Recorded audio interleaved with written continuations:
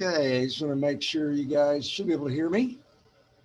So we're going to get started this morning. And we've got, this is Potpourri once again, so we're not really going by any specific theme.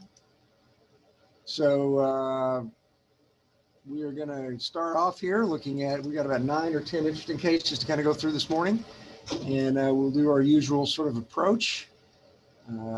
Basically, we always ask ourselves whether we think it's inflammatory or a neoplastic process. And so looking at low magnification, so quit twirling, you see we've got what looks like a little neoplastic condition here. And why neoplastic? There's some inflammation, but you can see there's some abnormality in the epidermis. So there's something going on up in this area up here. It's either neoplastic or it's maybe an inflammatory process involving the epidermis, but clearly it's not purely just an inflammatory only infiltrate. Shave biopsy as well.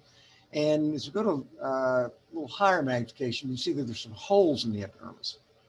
So anytime you think there's holes, you need to ask yourself, number one, are they real holes or are they just fake? And number two, if they are holes in the epidermis, how'd they get there? Is it because of the three main ways of causing spaces in the epidermis: spongiosis, ballooning degeneration, or acantholysis, which we talked about last time with ballooning degeneration with that deficiency disease. And there's some others, but those are the main ones. And then go to higher magnification, see if you can tell. And here, how do we know it's real? Because there's something in the space. So if it's a clear white area in the epidermis and there's no liquid in there, there are no cells in there, there's nothing in there, then you could say, well, maybe this is just an artifact. Maybe the technician sort of sliced away some of the epidermis and it really was not something that happened in vivo. But here, there is something in the space.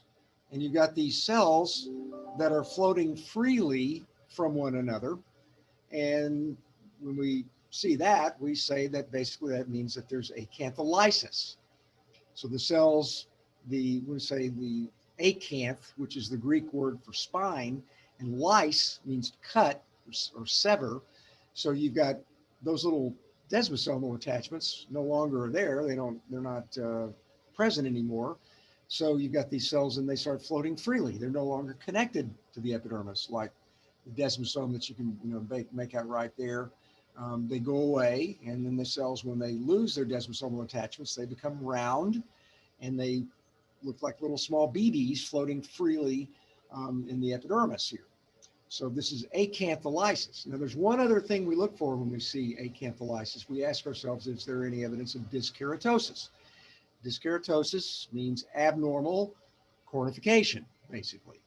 And when you see dyskeratotic keratinocytes, they usually have pycnotic nuclei. They also have eosinophilic cytoplasm, like you see here. So when we put those together, we call that acantholytic dyskeratosis. And when it's focal in the skin, where it's not present diffusely from one side to side, then obviously we call it focal acantholytic dyskeratosis. And that's one of the fundamental important epidermal reaction patterns that you need to know. So it's seen in really only about 7 or 8 different diseases. So that's the good news, is when you get something that does not have a long differential diagnosis to it, like superficial perivascular dermatitis, it's probably got 100 things that can cause that. If you get focal acantholytic dyskeratosis, it's really only caused by, a handful of things. And so you have to then, in order to make a definitive diagnosis of when you get FAD, is ask yourself, what's the clinical in the scenario?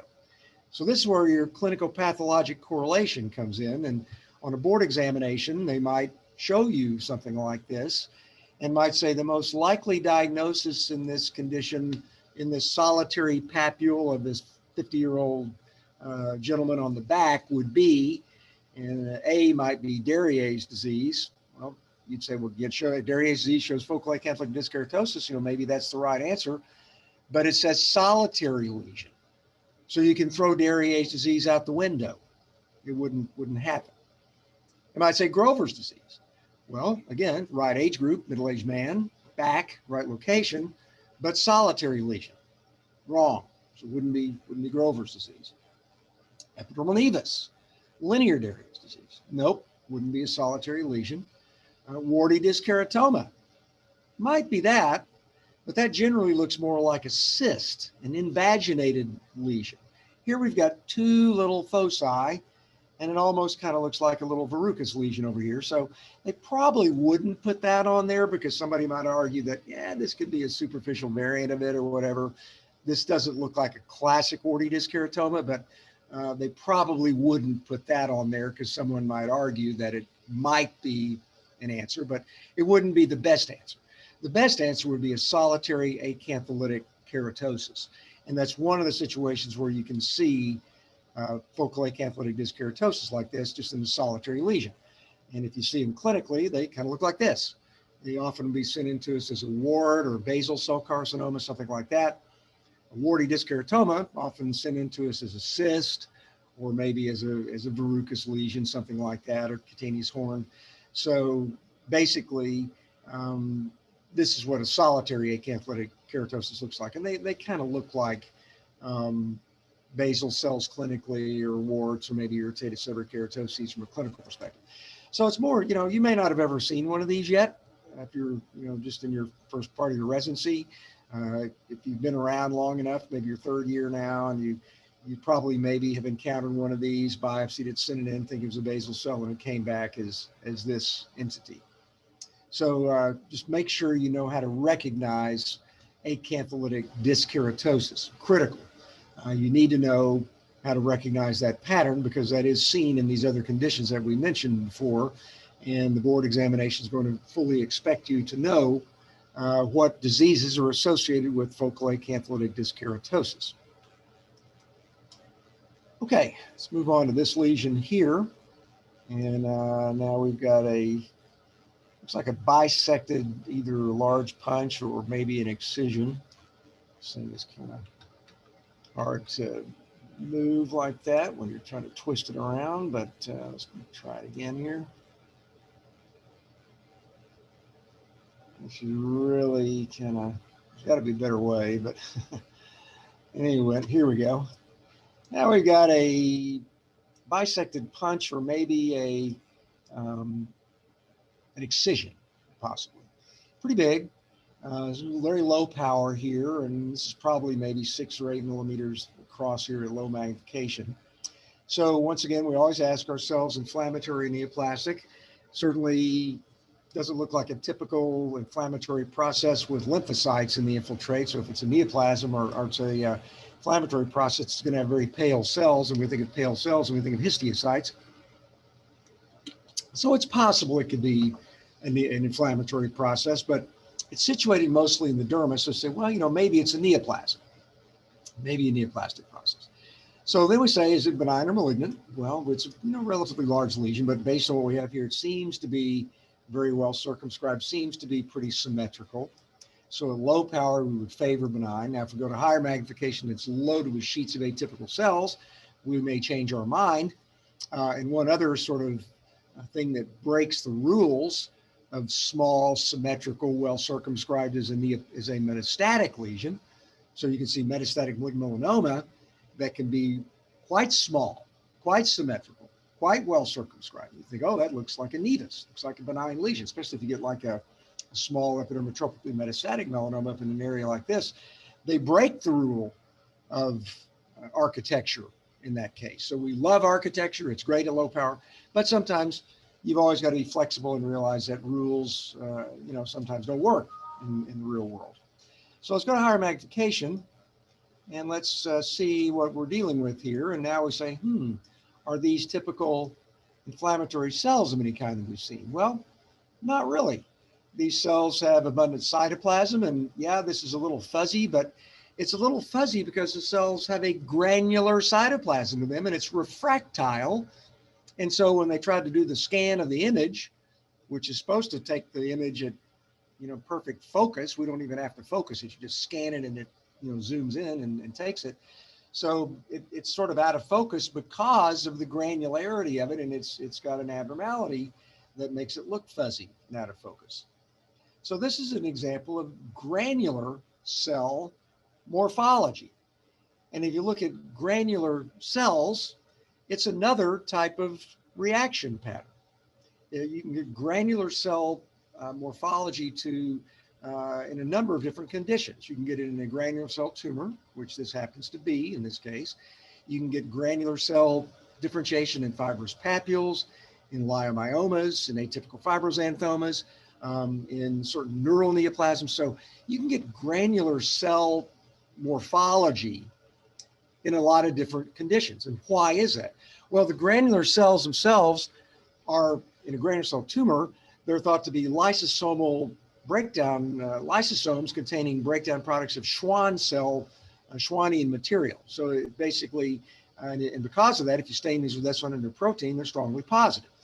So when you make myelin, and the Schwann cells make myelin, and in your granular cell tumor, it doesn't really make an actual axon with myelin around it.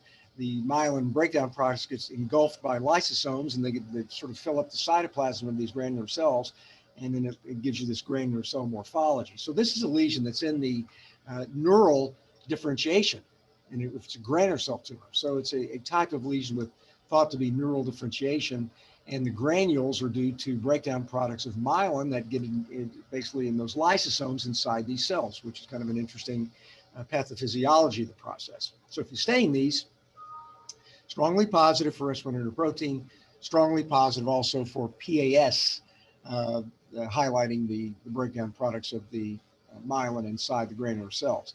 Now, these lesions are kind of interesting because they, no one usually thinks of them clinically. Dermatologists, when they biopsy these, they send them in thinking there may be a neoplasm of some sort. They get sent in as rule out squamous cell or something like that. And one of the more common locations of these is actually on the tongue.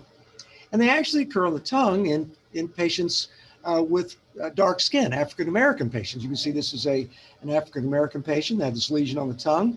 They biopsy. It's a really common location for granular cell tumors and common ethnic situation for granular cell tumors. So just remember that it's a fairly common lesion that's actually seen in the mucous membranes, and the tongue is a really common location. Because the tongue's a common location, years ago, before we really knew what the granular cells actually were, they used to be called granular cell myoblastomas. They thought they were lesions of muscle differentiation. We now know that that's really not the case. If you stain some of the granular cells within some of the other types of lesions, they actually don't always stain positively like a neural tumor. So even though they're granular cell differentiation in, say, like an atypical fibroxanthoma, it's not really Schwannian in that situation. So they look granular, but they're not really the same thing. So you can get granular cells that develop from other breakdown products than from Schwannian myelin material. So these are just a few other lesions other than granular cell tumors. So you get granular cell cytology. So just remember that it's not confined to granular cell tumor. You can see the granular cell morphology in other lesions as well. Okay, moving on. And now we get to a topic that is inflammatory here. So we've got a low power. It's like a pretty sparse superficial perivascular dermatitis. Okay, so the bad news of this is that there are lots of things that can induce this. So you have to have, when you see this, you need to be thinking of an algorithmic approach that will allow you to make a specific diagnosis here when you're dealing with superficial perivascular dermatitis. So how do you do that? Okay, number one, what type of cells are present? Again, there's the lymphocytes, neutrophils, eosinophils, histiocytes, mast cells. You got to throw them into the differential diagnosis because you can get like a superficial perivascular dermatitis with mastocytosis, with TMEP, for example. So ask yourself what type of cell is involved. Okay. Number two, is there any epidermal involvement? Well, how can the epidermis be involved? You can get spongiosis. You can get the acantholysis, the ballooning we talked about before. So you can get all of those various epidermal reaction patterns. You can get involvement of the interface. Obviously, if it's fairly dense superficial perivascular, lichenoid, but ask yourself, is there vacuolar alteration at the dermoepidermal junction? Then, if there is vacuolar alteration, Are there any dyskeratotic keratinocytes? Is it killing the epidermis? Is it killing it over a broad front? Is it killing it just individually? That's important as well. Is there anything in the cortified layer? You know, is there any fungus up there? Tinea versicolor, superficial perivascular dermatitis with minimal inflammation. Is it in mounds of parakeratosis?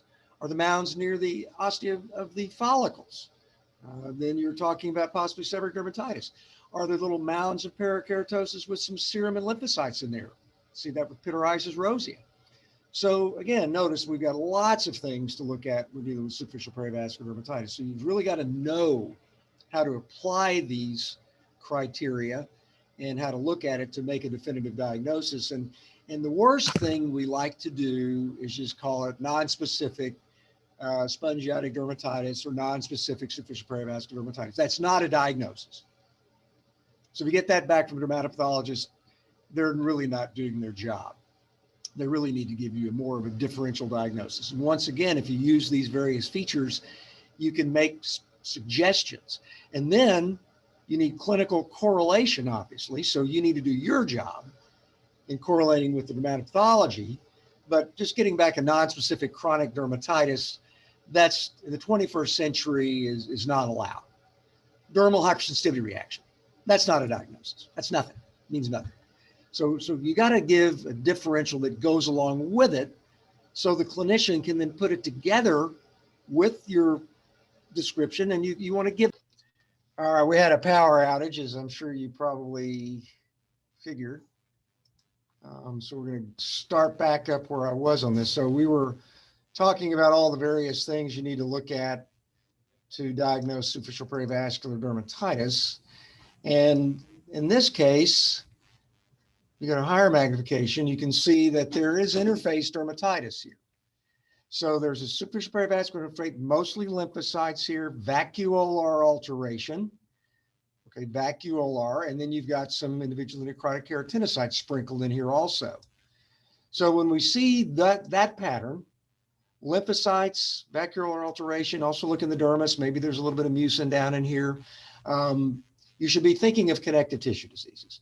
And the two most common ones to give you this pattern are lupus erythematosus, subacute lupus or acute lupus, butterfly blush of someone that's got acute LE, and then, or subacute LE. They can both look the same, and then dermatomyositis. Now, the good news about that is that those are kind of the only connective tissue diseases that give you that pattern for the most part.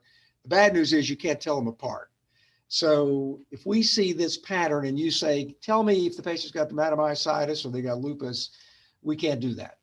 If it's got a really markedly thickened basal membrane zone, we probably favor lupus, but I've seen plenty of these cases where we call it lupus and then they come back and say, no, the patient got a negative ANA, but they get a positive dermatomyositis antibody or something like that. If the patient's got clear muscle weakness and has high muscle enzymes and those sort of things. So I don't recommend, and neither does Jeff Callan or any of the other medical dermatologists that deal with connective tissue diseases, trying to distinguish subacute lupus, acute lupus, and dermatomyositis histologically. It really requires more of a clinical correlation. But this is a good pattern for what you see in lupus or in dermatomyositis. They both look very much like this. So if you see all of these various constellation of findings, infiltrative lymphocytes mostly, relatively sparse, interface dermatitis, vacuolar alteration, scattered dyskeratotic keratinocytes, you should be thinking of those conditions. Probably not discoid lupus, usually superficial and deep infiltrate there with with more thickening of the basal membrane zone, more follicular plugging. So that really wouldn't be a good example of more chronic discoid LE, but this was, in this case, dermatomyositis. So you have to correlate this with clinical to make a good diagnosis of dermatomyositis. So you all know what the clinical features are. Highly recommend knowing all of those. Board examination is going to expect you to know this like the back of your hand, and just make sure that you know that it's very difficult to tell this from lupus erythematosus. Now, you should be able to tell if merythema multiforme for the most part. That usually doesn't give you this pattern. It's usually a denser infiltrate, usually more dyskeratotic keratinocytes. The lichenoid or interface version of graft-versus-host disease probably wouldn't look exactly like this either, but those can sometimes simulate lupus and dermatomyositis. Okay, let's take a look at this one. We've got a punch biopsy. And another thing we like to always ask ourselves is what part of the body we're on. Sometimes we can tell, sometimes we can't. Notice we've got another one of these clear areas in the skin here. So we wonder if this is a real blister or maybe an artifactual blister. So we're going to look a little higher and see if there's anything in the blister space. And indeed there is. And then we ask ourselves if it's a blister, where's the blister located? Notice this has got a markedly thickened cornified layer and there are no follicles here. So probably comes either from volar skin or near volar skin. So we don't have any follicles, so that's helpful for the location. And then we say if it's a subepidermal blister, we have an algorithm we worked through on that also. Is there, what kind of inflammation is present? Is there, if there is inflammation or not? Maybe there's no inflammation. We want to ask ourselves whether there's scar tissue that's formed. Ask ourselves whether there's this so-called festooning, which means the preservation of the dermal papillae. And that tends to occur more commonly in lesions where the blister is taken near volar skin, because the dermal papillae in those locations tends to be a little bit more turgid by definition. That papillary dermis is a thicker type of papillary dermis. It needs to be that way when you're opening jars or you're walking on your feet, et cetera. So you want your papillary dermis to have a very strong intercalation with the epidermal rete overlying it, produce a really strong connection between your epidermis and your dermis. So you need that. So that's why you actually preserve these papillae, but they're also preserved in some cases where you actually have diseases where the blood vessels are also a little bit stronger because maybe there's something that's precipitated or laying down in the outer layers of the blood vessels. And indeed that's actually something we see in this disease here. So notice that there's no inflammation here. It's near volar skin. There's sun damage or solar alteration. So it's probably on the dorsal surface of this person's hands. And there is something in the blister space. There's some extravasated erythrocytes. So this is not an artifact. It's a real blister. And then one final thing we're going to do is we're going to look at the roof of the blister. And it's actually got these necrotic keratinocytes lining up here, almost like a caterpillar. And that's been referred to as the caterpillar sign that we see at the roof of patients that have the cutaneous porphyrias. So PCT, pseudoporphyria, which is induced by drugs, hepatoerythropoietic protoporphyria, those kind of conditions, they all basically look the same under the microscope. So this is an example of, in this case, it was supposed to be pseudoporphyria. We wouldn't have known that without any additional history, but it could easily be the same thing that you would see with PCT. And you can also look at the blood vessels. They often will have a thick basal membrane zone surrounding the blood vessels. Not so obvious in this example here, but in some cases you see really a markedly thickened basal membrane zone around the blood vessels. And if it's type 4 collagen, and if you stain it for type 4 collagen, you're staining with the PAS stain, you will get it can light up.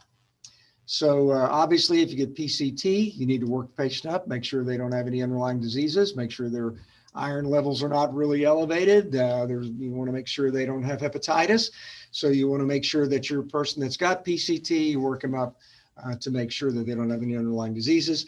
These are the classic clinical features of the blisters on the dorsal surfaces of the hands, an area where the sun is exposed. And generally, the sun exposure tends to interact with the porphyrins. You need to know the Soret band. You need to know the biochemical pathway of the porphyria as well. So basically, in this case was pseudoporphyria associated with drugs, again, non-steroidals quite commonly here, associated with renal failure, but you wouldn't have known that because it looks identical to PCT. Now, you can also do immunofluorescence on PCT. Basically, you can get either no immunoreactants, or you can get deposition of a diffuse coarse granular IgG, C3, IgA, IgM, or just one of the immunoreactants and or fibrinogen. So this can kind of be all over the map, or they can be negative. So it's helpful in some cases to get PCT immunofluorescence, but you really don't need it most of the time. The other thing that you see in PCT too is sometimes you get some scarring and get some milia formation. Those are other things that you can see with the variations of the theme of porphyria. Okay, the next one we're going to look at, we have two biopsies here to look at. And the reason we have two, this is one, and this is the other one. So whenever you see something like this, where you've got a vertical and a horizontal, you should be thinking you may be dealing with an alopecia. And indeed, we are dealing with an alopecia here. And alopecias, everybody thinks they're really difficult to diagnose, but they're really not so difficult to diagnose if you have good criteria to make this. So again, the first thing we ask ourselves when we're dealing with an alopecia is whether or not there's inflammation or not. If so, where's the inflammation located? We also want to ask ourselves what kind of inflammation is present, and we want to ask ourselves if there's scar that's formed. And if there is scar, what's the pattern of scarring? Is it just isolated, localized to the individual follicles? Is it scar that's kind of diffuse and wipes everything out? And if there's inflammation, where's the inflammation located? Located at the top of the follicle, the middle of the follicle, the bottom of the follicle. So all of those are variables that we look for when we're looking at an alopecia. So here we've got something that looks like it's taken from the face, but it's not the face. This is the scalp. And you've got these large sebaceous glands. And so normally if you see an alopecia biopsy of the scalp, normal scalp, you see about 8 or 9 follicles that are an antigen rooted in the subcutaneous fat. That's normal on a vertical section like you see here. Here we've got none rooted in the subcutaneous fat. So we know this person's got bad alopecia. They got no hair here. And when it looks like the face and is taken from the scalp, the number one diagnosis you should think about is androgenetic alopecia. And why does that make sense? Well, the androgens are causing the sebaceous lobules to get big, and they're causing the follicles to die. Well, go away. They're not dead. They just go to sleep. And they turn into these small miniaturized follicles here surrounded by these really large sebaceous lobules. So you see something that looks like the face and it's on the scalp, easy androgenetic alopecia. End of discussion. That's the number one diagnosis. Notice there's no inflammation here. Sometimes you get a little bit of inflammation. They got some overlying sebderm or something like that, but this is a non-inflammatory alopecia, and it's easy. When it looks like it's from the face, when it's taken from the scalp, basically that's the diagnosis. End of discussion. So you don't really, that's an easy one. And if they're going to give you an alopecia on the board, they're probably going to give you something that's prototypical.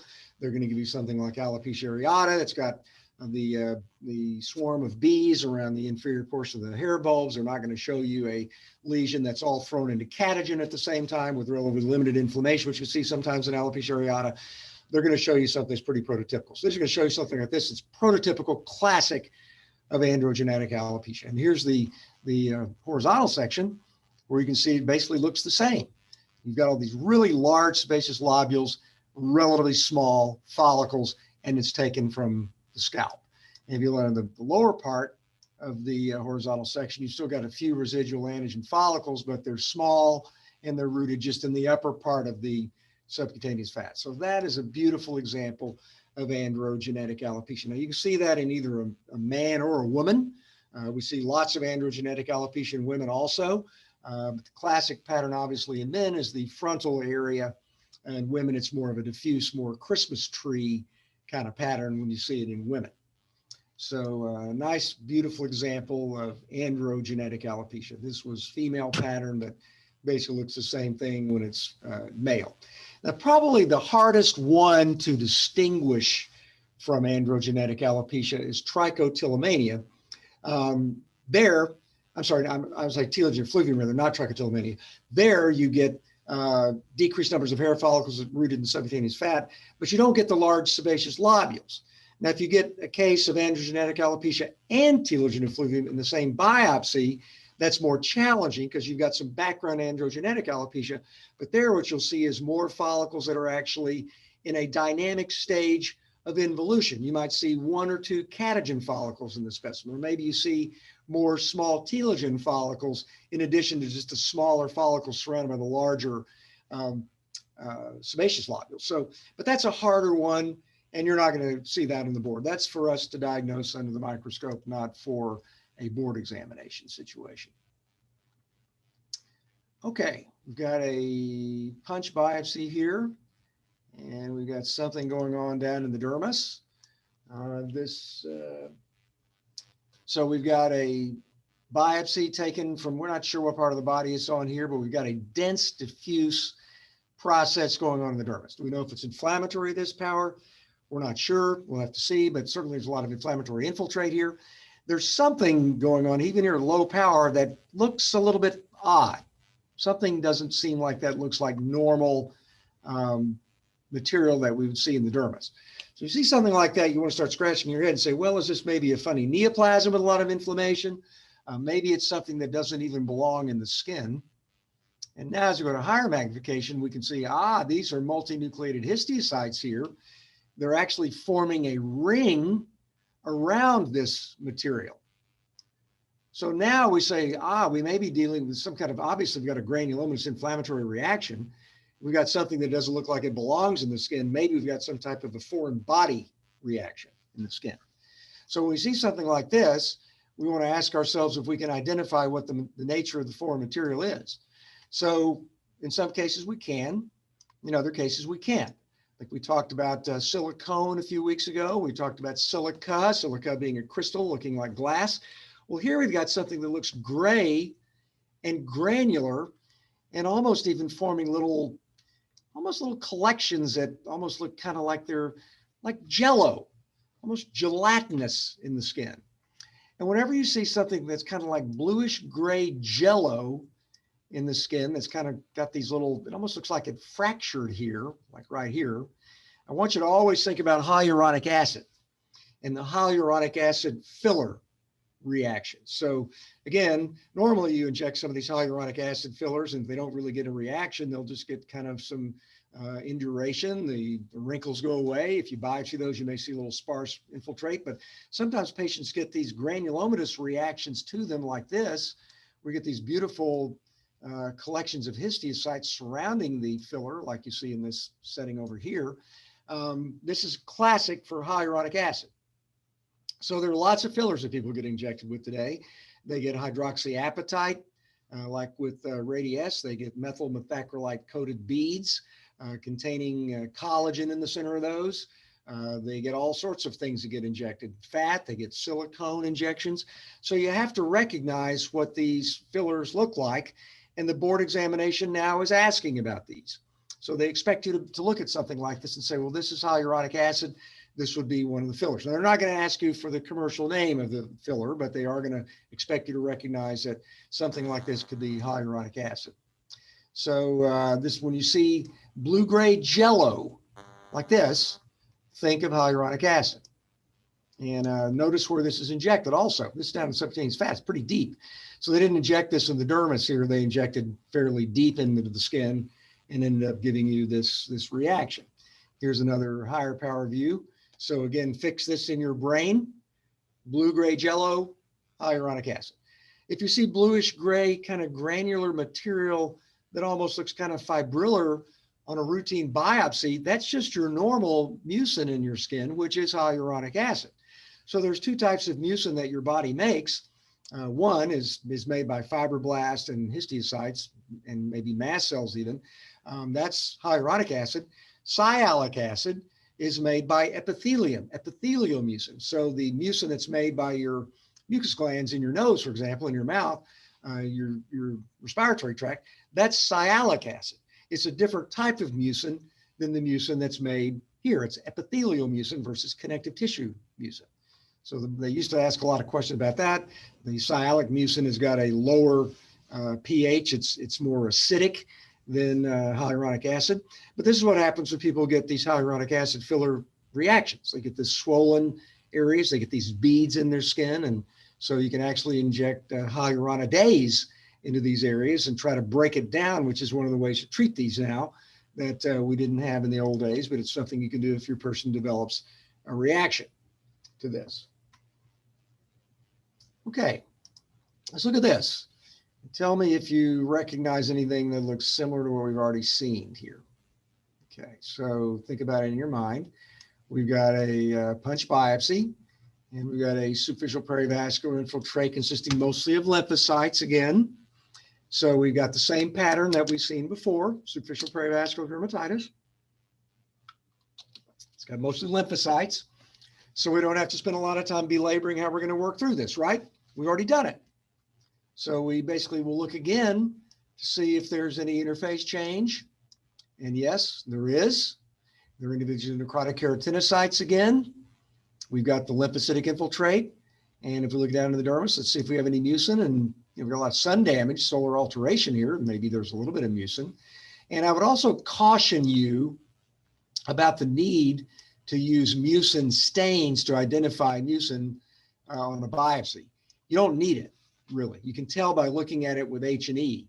There might be a little bit of mucin. We didn't need a mucin stain, for example, in the last biopsy, hyaluronic acid. I mean, if you did it, it's going to light it up, but it's a waste of money. And we're trying to decrease waste in medicine, not increase waste. So you don't really need a mucin stain here if you're looking for it. In fact, it actually can be misleading because it lights up every molecule of hyaluronic acid that's normally made by your fibroblasts and histiocytes. And so it's easy to overread it and say, oh, wow, there's mucin here. Oh, that means the patient's got this disease.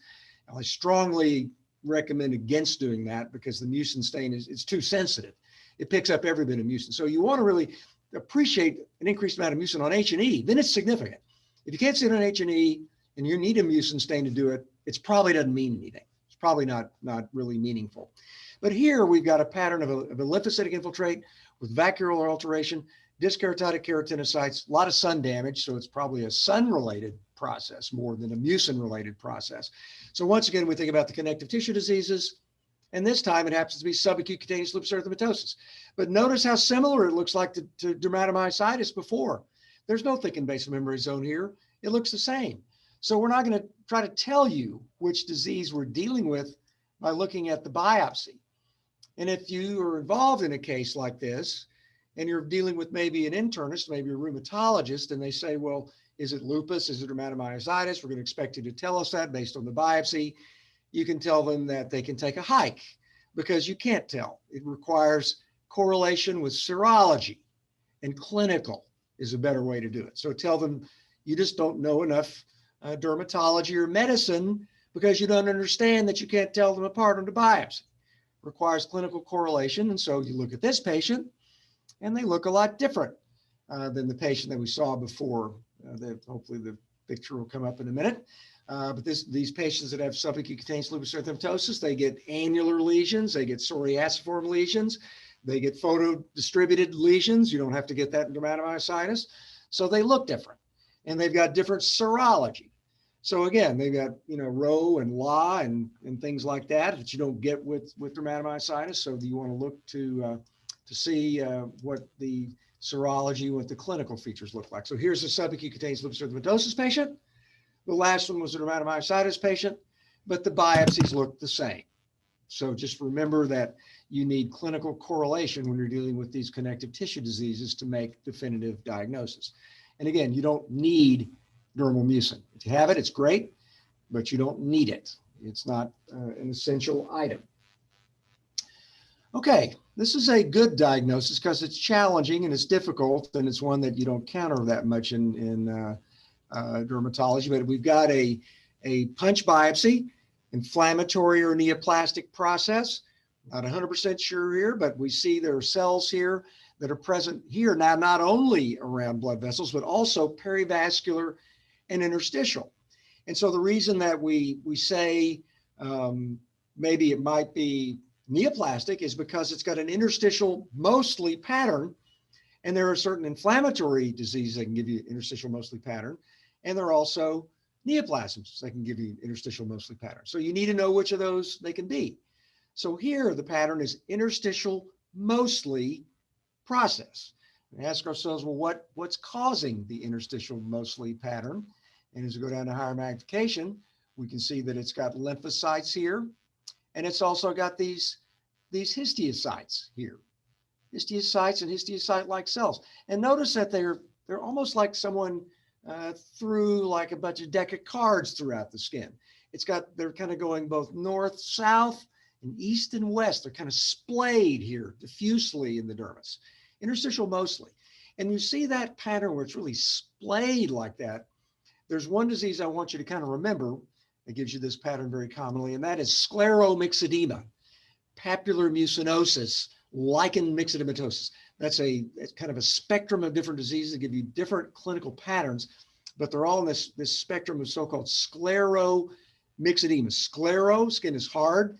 Myxedema, because there's mucin in some of these. Some you get more mucin than others in this pattern, which is kind of the more kind of classic scleromyxedema pattern. You really don't get much mucin in those lesions. In the papular mucinosis forms, you get a lot of mucin in those lesions. But this is the classic pattern that you see when you're looking at scleromyxedema. And what's in the differential diagnosis of this? Well, there's several things that can be in the differential diagnosis. Inflammatory morphia can do this. Kaposi's sarcoma, patch stage KS. There you've got blood vessels, not these histiocyte-like cells that you can see here. Interstitial granulomerular and the simulators of that, the interstitial granulomatous dermatitis of connective tissue disease, can sort of look like this. Nephrogenic systemic fibrosis, that can look a lot like this. So you've got, a relatively limited number of diseases that can give you this. Metastatic conditions, metastatic breast cancer can give you things that look like this. So when you've got the interstitial mostly pattern, you want to think about these various diseases and then look for things that can kind of help you in the differential diagnosis. Here you've got these sort of north, south, east, west splaying of these cells, plus you've got lymphocytes, favors the diagnosis. And then obviously you look at the clinical, you get these kind of lesions here, these papules, these beaded lesions here. This is classic for scleromyxedema. If you biopsy something like this, you might see the papular mucinosis pattern.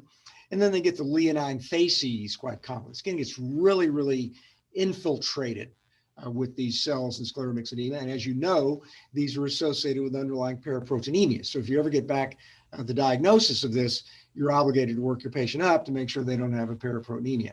And it's often an IgG lambda. It doesn't have to be that, but it quite commonly is.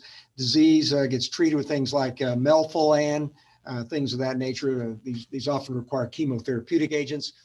You want to treat the underlying paraproteinemia. And then the skin disease often gets better when you treat that. So you're not really treating the skin disease primarily, you're treating the underlying paraproteinemia, and then the skin disease gets better as a consequence of that. So remember, north, south, east, west, fibroblast, lymphocytes, histiocytes, think of scleromyxedema. Okay, take a look at this one. Once again, we're dealing with some nice inflammatory skin diseases here. And we've got a punch biopsy and mainly a superficial perivascular dermatitis. And again, we're asking ourselves whether the interface is involved or not. If so, is there any abnormality of the parakeratosis of cornified layer? And at low magnification, we say, well, yes, there is. There's a superficial perivascular lymphocytic infiltrate that looks like it's kind of almost forming a band-like distribution in the papillary dermis. It's probably going to be obscuring the dermatodermal junction. And then notice you've got this broad zone of parakeratosis overlying it. Broad zone of parakeratosis with extravasated erythrocytes. And as we go to even higher magnification, you're going to see there's some dyskeratotic keratinocytes and there's epidermotropism. Cells are crashing into the epidermis. Classic for this condition here. And then you've got the parakeratosis that often contains some neutrophils in there. Sometimes a lot of neutrophils, sometimes not a lot of neutrophils. Notice that the parakeratosis is not in mounds like we see with psoriasis. It's more like a plate-like parakeratosis and often contains some neutrophils. We don't see as many neutrophils here, but you often do see neutrophils. And then there's also these numerous extravasated erythrocytes. So this is a classic pattern of Pityriasis lichenoides. Okay, now is this more likely to be Pityriasis lichenoides at varioliformis acuta or more likely subacute or chronic? This would more likely be either the subacute or chronic form, because in the classic pleva form, it's usually a superficial and deep wedge-shaped infiltrate, often with a lot of epidermal necrosis. But sometimes you can get in a kind of an acute lesion that develops in somebody that's had Pityriasis lichenoides for many, many years. So then you can call it Pityriasis lichenoides chronica, but they can get acute lesions in that often kind of look like this. So I would imagine this lesion itself probably wasn't present all that long. It looks to me like it probably was a relatively acute lesion of somebody that may have had a long-standing episode of Pityriasis lichenoides. The disease can sometimes go on for many, many years in some setting. This side over here doesn't really have as much inflammation. So you really would like to, this is one where the action is you really make a more definitive diagnosis when you look over on this side. Now, there are a few things in dermatology, dermatopathology that tend to be truisms. One of those is you almost always get at least a few plasma cells in syphilis. You almost never get eosinophils in the Pityriasis lichenoides group of diseases. So if you see this pattern and it's got a lot of eosinophils, you should rethink it. It's probably going to be something like a Pityriasis lichenoides, like drug eruption, for example, something like that. So, or maybe even lymphomatoid papulosis, which can look a lot like Pityriasis lichenoides. So if you see EOs, kind of forget about Pityriasis lichenoides. Most likely is not that. And clinically, these people usually look like this. They get these papules, they're scaly. In mucohydrin disease, they actually get these varioliform ulcers. And that's why it was originally called that, because they get ulcerated lesions that can actually basically get really sick, get fever. They may be hospitalized for that if it's really a bad case. But this is more kind of the subacute, the chronic form. They get these hypopigmented lesions quite commonly. If you actually take that scale and scrape it off, it may bleed a little bit because it's kind of an adherent scale, but it's really almost kind of like a scale crust. It's not just purely like a branny scale like you see maybe with psoriasis or maybe with tinea versicolor. Here you're seeing a more of a scale crust type of lesion, because it often has some neutrophils in there. So it often goes on for years, can be a relatively short-lived thing, but it can go on for a long time, often seen in younger individuals. And then if you see the classic form, you get the wedge-shaped form, but if you just see the chronic form or the subacute form, may just infiltrate, maybe top-heavy. And you do commonly get extravasated red cells in there. Okay, the last one we're going to look at today is a neoplasm again. And notice here we're dealing with a shave biopsy. Magnification, you can say, well, is it epithelial or non-epithelial? It looks like epithelial. And why does it look like epithelial? Well, it's kind of got a basaloid morphology, and it sort of looks similar to, it's contiguous with the epidermis in some areas also. That favors epithelial when you see that. It's got a clear staining morphology to the cells. So clear, when you think of clear staining cells in the skin, as well as these basophilic cells, there really aren't too terribly many things that give you clear staining cells in the skin either. Sebaceous cells can do it. Cells of the outer root sheath of the hair follicle, tricholomal sheath can do it. You can get glycogen inside the cells that are associated with the clear cells of an eccrine gland or an apocrine gland. Those give you clear staining cells. If they're epithelial, you can get balloon differentiation, balloon cell degeneration of cells in a melanocytic lesion. So there's really a relatively few number of things that can do it. So it's got a higher magnification. We now see that there's also these cells that are kind of degenerated in pink. And this is an example of holocrine secretion, where you've got these cells that are basically taking their cell contents and dumping them out into the world, into the actual follicular infundibula, if you will. So this is sebaceous differentiation, holocrine secretion. And if you look at this cell over here, you can see it's got this nice bubbly cytoplasm with these little gossamer strands of nucleoplasm that are sort of basically, they're like these tethered little areas here within the cytoplasm of the cell. That's really classic for sebaceous differentiation, kind of a stellate nucleus with these little gossamer strands and these little bubbles inside the cytoplasm. Classic for sebaceous. And then you see the more germinative cells, the basaloid cells. So these are the more primitive stem cells that make the more mature sebaceous cells. And these are the cells that often are the ones that we see degenerating into malignancy on a sebaceous carcinoma. So this is an example of sebaceous carcinoma. It's asymmetrical, it's pretty big. You get necrosis en masse, but you get necrosis en masse because of the holocrine secretion in sebaceous carcinoma anyway. But if you don't really see it, it's almost never sebaceous carcinoma. Almost always see necrosis en masse. Now, one of the things that's kind of a confounding variable is that you get mitotic figures in some atypical cells in benign lesions that demonstrate sebaceous differentiation also. So when you get these germinative cells like a sebaceoma, you can get some mitotic figures and you can get a few atypical cells, but those lesions are small and symmetrical and well circumscribed, and they don't usually have massive areas of necrosis like we see here. Don't overcall those sebaceous carcinomas. And we see that happening a lot too. people look at it and say, oh, there's a mitotic figure, it's cancer. Well, no, it's not cancer. This is a rapidly producing epithelium. You're going to get mitotic figures. You got to have a lot of mitoses, a lot of atypia, a lot of necrosis, a lot of asymmetry to really make a definitive diagnosis of sebaceous carcinoma. And sebaceous carcinoma, we used to think is really horrible cancer. It's going to behave like a melanoma. They generally do not behave like a melanoma. They usually behave more like a squamous cell. They can spread, but a squamous cell on the area of the eyelid, that has a tendency to spread also. So they generally behave more like a squamous cell carcinoma and not like a melanoma. They can be a little more aggressive than basal cell, but not generally as aggressive as other types of more aggressive cancers like melanoma. The other thing you have to worry about is the possibility of Muratori syndrome. We often will do immunoperoxidase staining looking for loss of expression, looking for microsatellite instability, which is relatively commonly seen in these lesions if they are associated with Muratori syndrome.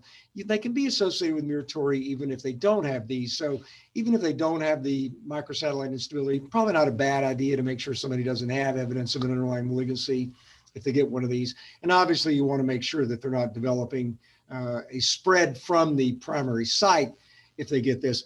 There are some immuno stains that you can do. A dipophyllin is helpful if you can't really tell for sure what kind of differentiation you're dealing with. Epithelial membrane antigen can be positive. Sometimes you can stain for protoplanin can be positive in these lesions also sometimes. So those are what we sometimes use when we're not 100% sure, but most of the time you can really much diagnose it with routine H&E. So that's a list of some interesting cases gone over today. Hope you enjoyed that. Sorry for the technical difficulties. When we post the recording, it'll be a nice, smooth, edited version of this. So if you want to go back and look at the recording where there's no interruption, you're welcome to do that. So thank you very much for your attention, and we'll have another session coming up sometime in the next week or two. Take care.